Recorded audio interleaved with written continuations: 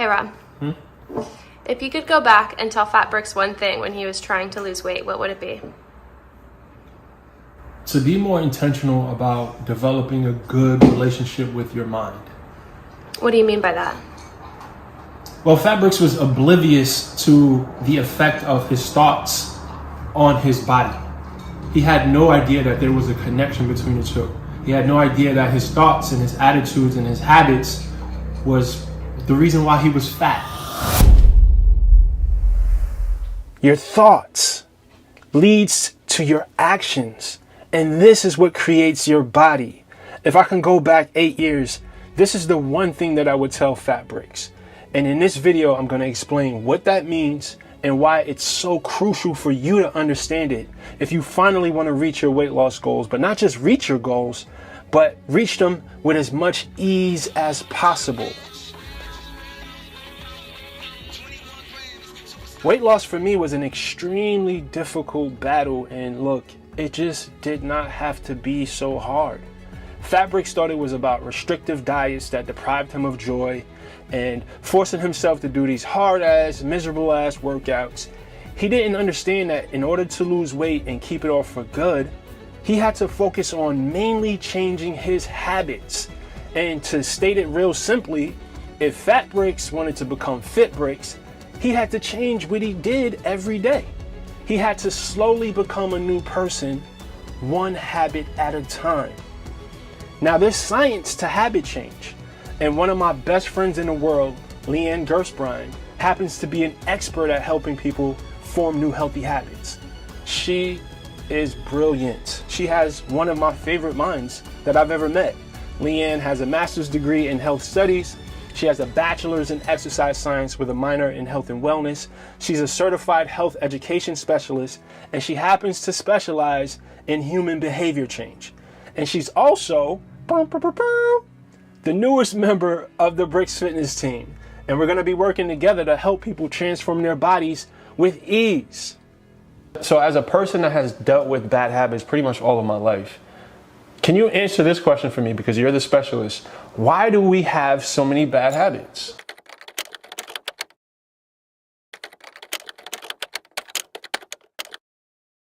So one reason is because we often form these bad habits because there's something else going on.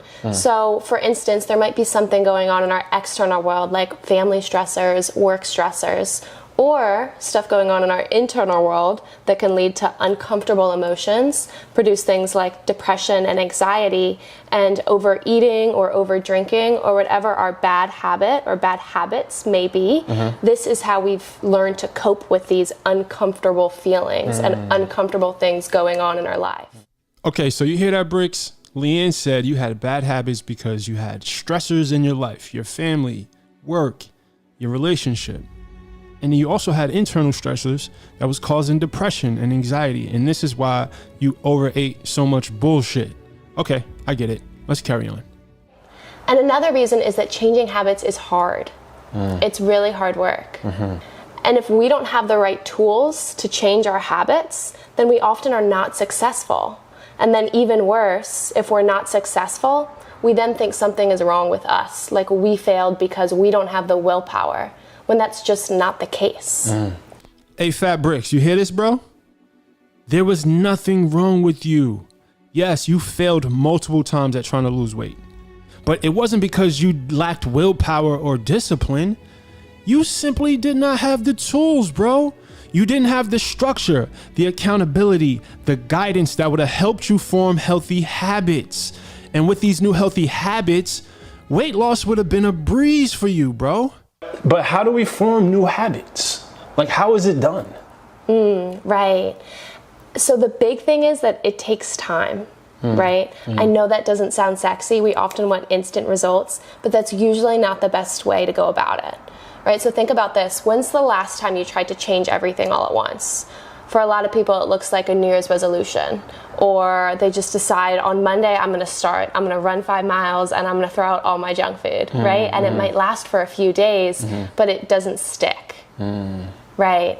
And so because changing new habits is so hard, we have to be really, really patient here. So we're not meant to change everything all at once. Our brains are not designed to work that way. That's when we get overwhelmed. And I remember when Fat Brix used to go on these crazy weight loss missions, he would get excited. He would swear up and down that this was the time.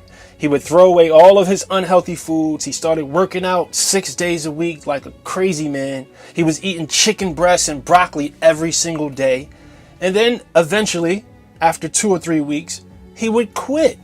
It was just too much change at one time. He could not handle it. Our brains biologically seek safety. And for us, safety is familiarity and it's comfort. And a lot of us find familiarity and comfort in these old habits, even if they're no longer serving us. So when we want to change them, we have to move slowly and give ourselves patience here. Fat Brix had this habit of using food to cope with stress. He had 2 kids under 3 years old. He was working 40 hours a week at his job. At the same time, taking 18 credit hours in college. So yes, he was definitely stressed out. Stress is uncomfortable for our minds. Our minds look at stress as danger. And food momentarily takes that stress away. It makes us feel safe. It gives us comfort. That's why they call it comfort food. And like many of us, Fat Brix was addicted to that momentary relief that he got from these comfort foods. And when he sat on the couch after a long, stressful day and ate a large pizza and a bowl of ice cream, it was his way of bringing some sort of relief to the stress that he was experiencing in his life. Right, so that's why together, you and I would just pick one habit at a time, one thing to focus on in a week, and that's all you have to focus on that week. And then these baby steps, week by week, session by session, choice by choice, add up to get that long-lasting change. Consistency over intensity. You got it. Yeah. Reppin'. And it's powerful when you start stacking up all of these wins week by week by week, and all of this information that you're gathering, that your clients are gathering about themselves. It arms them with what they need to know, right? And then systems, accountability being a big part of that system, to ensure that they find success. And then this is how you build your goal body. This is how you reach your goals. It's these micro steps that you build upon each other over time. And that's why consistency is important, guys. Consistency over intensity.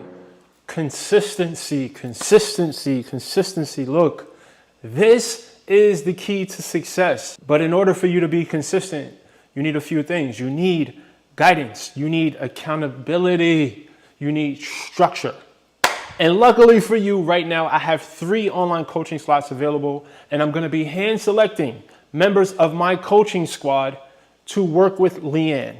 Once you buy your coaching package by clicking the link in the description, we will get on a call and we will discuss if you qualify for the habit coaching sector of my online coaching program. It is very rare that we have 3 slots open, so you want to take advantage of it right now. Guys, hit the like button on this video. If you are interested in transformation videos, right? I mean, compelling stories, people just like you who have transformed their bodies, I want you to click this link right here.